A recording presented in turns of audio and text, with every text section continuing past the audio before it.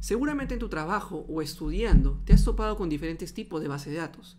Has escuchado sobre Postgre, sobre MySQL, sobre Oracle, sobre SQL Server, sobre CouchDB, sobre Mongo, Cassandra, entre otros. De todas estas que te he mencionado, ¿logras diferenciar dos grandes grupos? Es así, las bases de datos SQL y las bases de datos no SQL. Pero ¿cuándo utilizar una de ellas? ¿Qué ventaja tiene una frente a la otra? Todo esto hablaremos en este Mitoblog. Comencemos.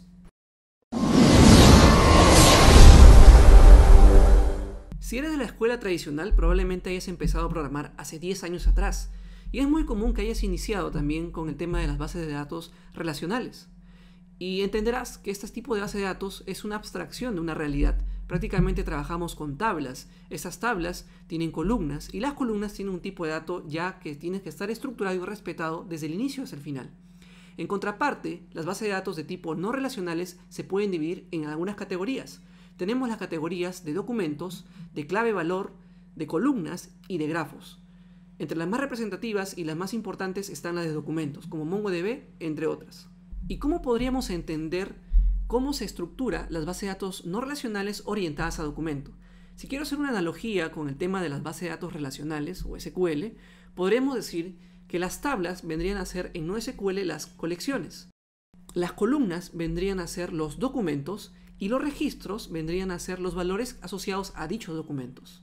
Y ya que hemos hablado sobre las principales características en cuanto a estructura de las bases de datos relacionales y no relacionales, empecemos a discutir sobre sus ventajas y desventajas o cuándo utilizarla. Por ejemplo, una de las características primordiales de las bases de datos SQL o relacionales es que al tener un mayor tiempo en el mercado vas a tener un gran soporte, una cantidad de herramientas disponibles para poder utilizar. Otra característica es que la integridad de datos debe respetarse sí o sí. Es decir, si tú defines un tipo de dato en particular, debes respetar ese tipo de dato para todo su uso en tu sistema. Y además, las operaciones que se asocian a las bases de datos relacionales tienen que hacer obedeciendo el principio ACID. Seguramente lo has escuchado y es típica pregunta de entrevista laboral. Empecemos a definirla. La letra A viene del término atomicidad, es decir, que la transacción se debe asegurar que sí o sí se realice. Si por alguna razón falla, debemos hacer un proceso conocido como rollback. La letra C, consistencia, asegurar la validez de los datos en todo momento. La letra I, isolación, es decir, asegurar la independencia entre las transacciones. La letra D, durabilidad, asegurar la persistencia de la transacción así sucede algún fallo.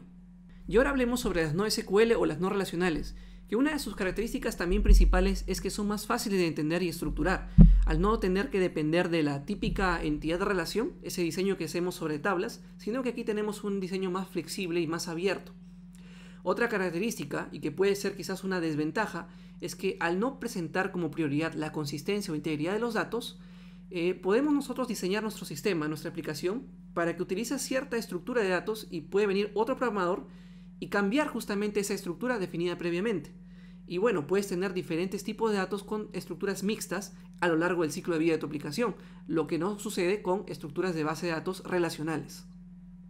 Otra característica también muy importante de las bases de datos no SQL es que tienen un mejor rendimiento o performance en cuanto a consultas. Esto es, cuando tengamos un grupo enorme de datos, se va a comportar muchísimo mejor frente a las bases de datos relacionales. Lo que no quiere decir que se pueden hacer optimizaciones también en bases de datos relacionales como índices o entre otras alternativas.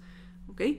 Pero si te preguntan algo también típico de entrevista laboral, por ejemplo, ¿existe algún principio, así como ACID para base de datos relacionales, existe lo mismo para base de datos no relacionales?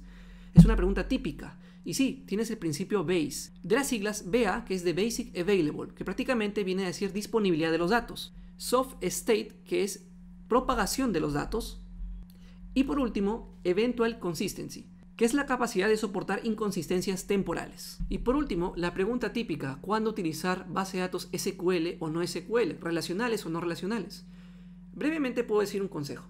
Cuando tu decisión o la necesidad del proyecto es que tengamos que respetar la integridad de los datos, que no cambien con el tiempo, la elección primordial sería obviamente base de datos relacionales. En contraparte, si tenemos la flexibilidad o la oportunidad de cambiar la estructura justamente de la información a lo largo del tiempo, la base de datos no relacionales sería muchísimo mejor para ese fin. ¿Y tú, coder, con qué tipo de base de datos sueles trabajar más? ¿SQL, no SQL, relacionales, no relacionales? Por favor, déjalo en los comentarios. Conmigo será hasta otro Mitoblog. Dale like, suscríbete al canal.